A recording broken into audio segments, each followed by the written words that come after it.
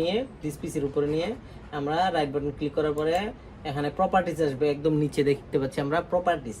এখানে properties click করব, left button click করার পরে আমরা এখানে দেখতেছি অ্যাবাউট আসছে, এই যে আমরা দেখতে পাচ্ছি অ্যাবাউট।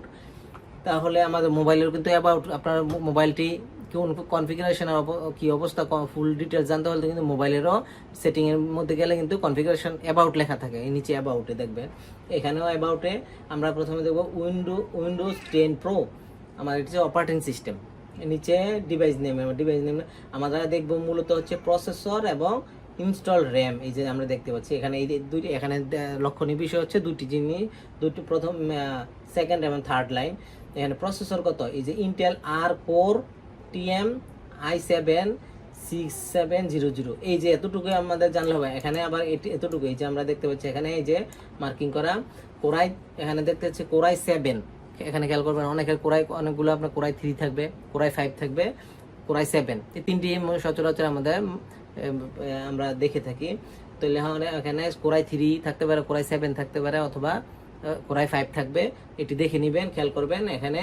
তারপরে আছে হচ্ছে কোরাই 3 বা 7, এই যে এতটুকুর পরে আপনার যে লাইনটা থাকবে সেটা হচ্ছে এখানে 6700, এতটুকু খেয়াল করেন। এটা হচ্ছে জেনারেশনের সিম্বল, জেনারেশনটা এখানে কোরাই 7-এর 6 জেনারেশন, প্রথমে 6 থাকলে 6 জেনারেশন, যদি এখানে 5 থেকে 5 জেনারেশন, যদি এখানে 4 থেকে 4 জেনারেশন হবে। এখানে যদি 8 হলে 8, 9 হলে 9 জেনারেশন, 10 হলে এখানে সংখ্যা, এখানে 4টা সংখ্যা আছে, এখানে 5টি সংখ্যা হয়ে যাবে। 10 মানে এখানে তো বাড়তে একটা সংখ্যা বাড়তেছে, 10 জেনারেশন হবে। 11 হলে 11, তার মানে 5টা ক্যারেক্টার নাম্বার হয়ে যাবে এখানে। তাহলে আমরা এখানে কোরাই 3, কোরাই 5, কোরাই 7 এবং জেনারেশনের কাজটিও ক্লিয়ার।